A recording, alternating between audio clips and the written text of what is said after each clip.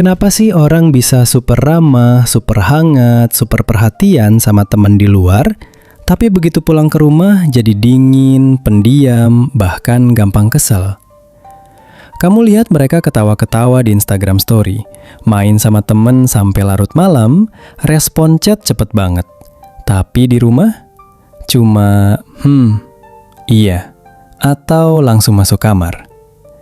Bukan cuma orang lain, mungkin kamu sendiri, atau mungkin adikmu, kakakmu, atau orang tuamu yang begitu. Ini fenomena yang lebih umum dari yang kita kira, dan lebih dalam dari sekedar kurang sayang keluarga. Hari ini kita bedah psikologinya, tanpa menyalahkan siapapun. Fenomena performing versus recovering. Ada konsep psikologi namanya social battery, baterai sosial. Kayak baterai HP, ada yang tipe awet, ada yang cepat habis. Tapi yang banyak orang nggak sadar, kita punya dua mode hidup, mode performing dan mode recovering. Di luar rumah sama temen, di kantor, kita performing. Senyum padahal lagi bad mood, ketawa padahal leluconnya nggak lucu. Dengerin cerita orang padahal pikiran lagi mumet. Ini namanya masking. Bukan palsu, tapi adaptasi. Supaya diterima, supaya lancar, supaya survive di dunia sosial. Dan masking itu ngabisin energi besar, kayak aktor main teater 8 jam sehari. Pulang ke rumah nggak ada tenaga lagi perform. Jadi kita switch ke mode recovering. Pendiam, flat, bahkan irritable. Yang tragis, kita kasih sisa terburuk kita ke orang yang paling dekat.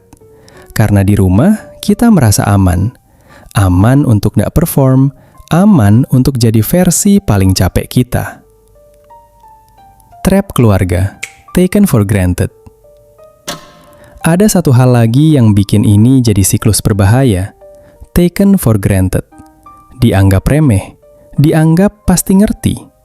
Kita mikir, kan keluarga pasti ngerti kalau aku capek.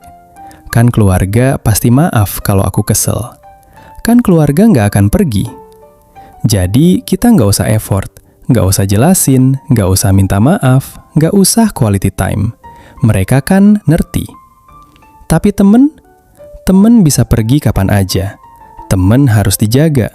Temen harus di-effortin.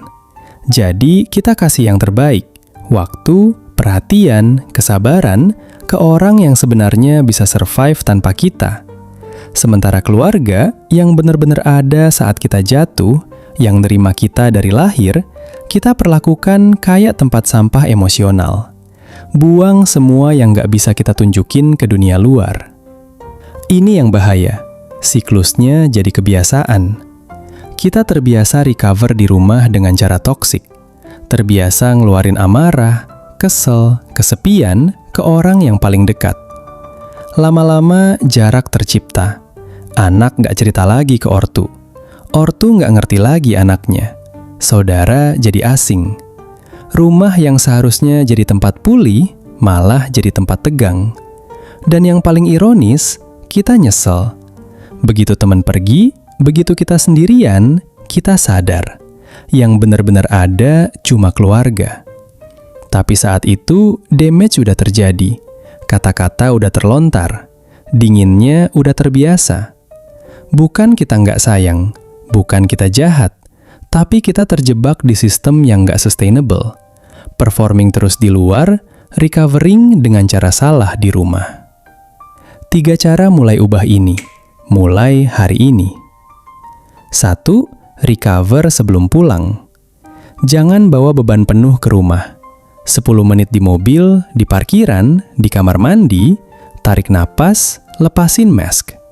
Jangan nunggu sampai depan keluarga baru meledak. 2. Kasih effort ke keluarga, meski nggak mood. Temen dapat effort walaupun capek, kenapa keluarga nggak? SMS ortu walaupun cuma, udah makan? Dengerin cerita adik walaupun pikiran lagi di kerjaan. Effort kecil, dampak besar. 3. Jelaskan, jangan defend. Kalau emang lagi bad mood, bilang, aku lagi capek banget, bukan salah kamu. Aku butuh 30 menit sendiri. Jangan langsung dingin atau kesel. Kasih konteks supaya mereka nggak nebak-nebak. Jadi, ini yang perlu kamu ingat. Bukan salahmu kalau pulang rumah capek. Bukan salahmu kalau butuh recover. Tapi salahmu kalau terus-terusan kasih yang terburuk ke orang yang paling berharga. Temen itu penting, tapi temen bisa punya banyak. Keluarga cuma satu. Dan mereka yang nerima kita, tanpa syarat, tanpa filter, tanpa perlu perform. Mulai hari ini, jangan tunggu nyesal dulu. Kasih yang terbaik, atau setidaknya jangan kasih yang terburuk ke orang yang udah kasih segalanya ke kamu. Karena di akhir hari, mereka yang bakal ada, mereka yang bakal nahan, mereka yang meski kamu dingin, tetap tunggu kamu pulang. Jangan sia-siain itu.